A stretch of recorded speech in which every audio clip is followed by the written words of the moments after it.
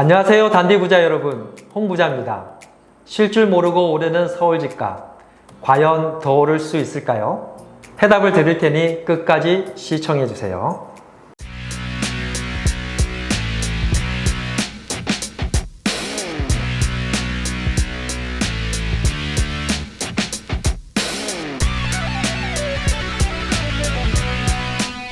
한강이 가로지르고 정치, 경제, 사회, 문화의 중심지 서울. 한국 사람이면 누구나 한 번은 서울에서 살고 싶다는 생각을 했을 거예요. 내 거리 아름다운 서울에서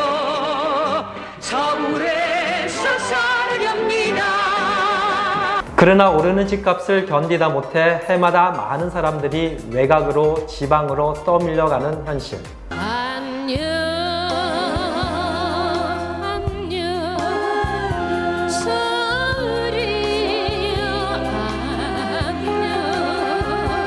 지금 서울 아파트 구매를 생각하시는 분들, 혹시 끝물이 아닐까 고민이 많으시죠?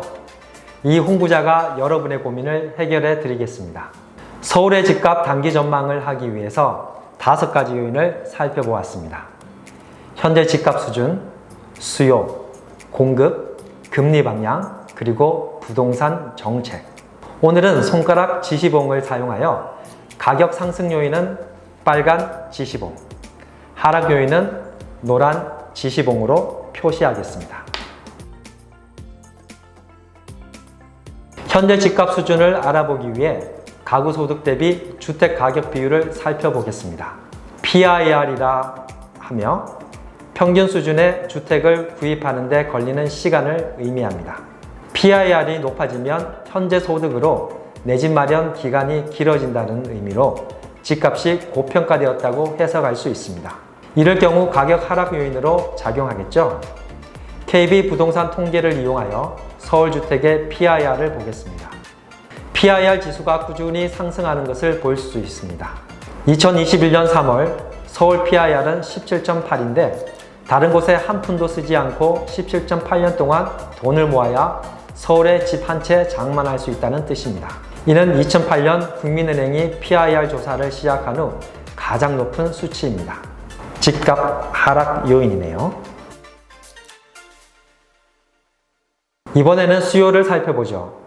청약 경쟁률과 전세가율을 보면 주택을 구매하려는 수요가 충분한지 아닌지 알 수 있습니다. 청약 경쟁률이 높다는 것은 집을 구매하고자 하는 수요가 풍부하다는 의미죠. 부동산 124에 따르면 서울 청약 경쟁률은 2018년 30.6대 1이었는데 매년 경쟁률이 상승하여 올해 1월에서 7월까지 111.4대 1까지 올라갔습니다. 엄청난 청약 경쟁률은 충분한 주택 수요를 의미합니다. 확실한 집값 상승 요인이네요. 다음은 전세가율을 볼 텐데요. 전세가율은 매매가 대비 전세가의 비율입니다. 전세가율이 높으면 돈을 조금만 더 보태면 집을 살 수 있으므로 실수요자와 투자자가 늘어나요. 일반적으로 강남 아파트는 전세가율이 50%를 넘으면 그 외 서울 지역은 60%를 넘으면 전세에서 매매로의 전환이 나타납니다. 한국부동산원 통계에 의하면 2021년 7월 서울 전세가율은 57.6%로 아파트 가격 하락을 막아주기에는 충분한 수준이네요. 하지만 본격적인 상승 압박으로 작용하기에는 조금 부족한 느낌입니다. 그래서 전세가율은 보합으로 하겠습니다. 이번에는 공급을 보죠. 향후 3년간 신규 아파트 공급량과 미분양 수치를 보면 단기 공급을 예측할 수 있습니다. 신규 아파트 공급량 수치는 빅데이터 회사마다 조금의 차이가 있어요. 오늘은 부동산 정보회사인 아실의 데이터를 이용하였습니다. 서울의 적정 신규 아파트 공급은 47,790채인데 2021년에는 19,343채, 22년에는 13,132채, 23년에는 11,723채가 공급돼요. 단기적으로 신규 아파트 공급 부족이 심각해질 수 있다는 것을 알 수 있습니다. 틀림없는 집값 상승 요인입니다. 미분양 아파트도 신규 주택을 공급할 수 있겠죠? 보통 집값이 오르기 전에 나타나는 현상이 미분양 아파트의 감소입니다. 한국부동산원 통계에 따르면 2013년 9월을 정점으로 미분양 주택이 지속적으로 감소하여 본격적인 집값 상승기에 접어든 2017년부터는 감쪽같이 사라졌습니다. 2021년 8월 현재 서울의 미분양 주택수는 겨우 65채예요. 이것도 확실한 상승 요인이네요. 다음 살펴볼 데이터는 금리입니다. 금리가 오르면 대출 가능 금액이 적어지고 대출 상환 부담도 늘어나 주택 구매가 부담스러워지겠죠. 그리고 안전자산인 은행 예적금 수익성이 좋아져 부동산을 포함한 자산시장에 머물러 있던 일부 자금이 은행으로 이동하게 됩니다. 결국 시장에 돌아다니는 유동성이 줄어들게 되죠. 이번 부동산 가격 상승은 풍부한 유동성이 큰 영향을 미쳤는데 유동성이 줄어들면 가격 하락 압력으로 작용합니다. 최근 20년간 한국은행 기준금리를 보면 지금이 0.5%로 역대 최저 금리임을 알 수 있습니다. 그런데 한국은행 이주열 총재는 올해 하반기부터 금리 인상을 할 수 있다고 언급하고 있고 미국에서도 조기금리 인상을 시사하는 발언이 나오고 있습니다. 그리고 주택담보대출 금리도 천천히 오르고 있는 추세입니다. 완만한 금리 상승은 집값에 영향을 미치지 않는다는 반론도 있지만 원론적으로 기준금리가 오르는 것은 가격 하락 요인으로 작용합니다. 그래서 금리는 하락 요인이네요. 마지막으로 부동산 정책을 살펴보겠습니다.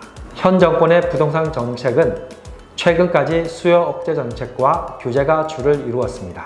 세계에서도 유례 없이 전방위적인 세금 폭탄을 퍼부었죠.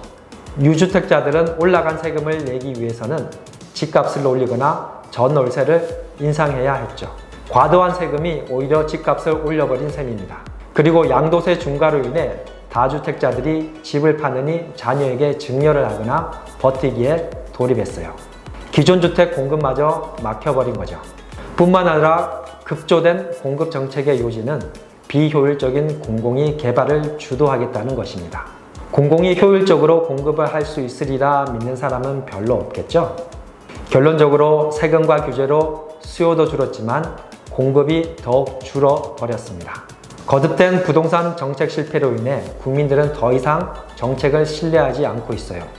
명백한 상승 요인입니다. 오늘 말씀드린 내용을 정리해 보았습니다. 상승 요인 넷, 하락 요인 둘, 보합 하나, 상승이 승. 2021년 9월 현재 상승 요인과 하락 요인이 존재하지만 서울의 단기 집값 전망은 추가 상승입니다. 오늘은 서울 집값을 여러 데이터를 통해 예측해 보았습니다. 다음 시간에는 글로벌 관점에서 본 한국 집값의 위치를 알려드리겠습니다. 기대해도 좋아요. 구독과 좋아요와 알람 설정하시고 단디부자 되세요.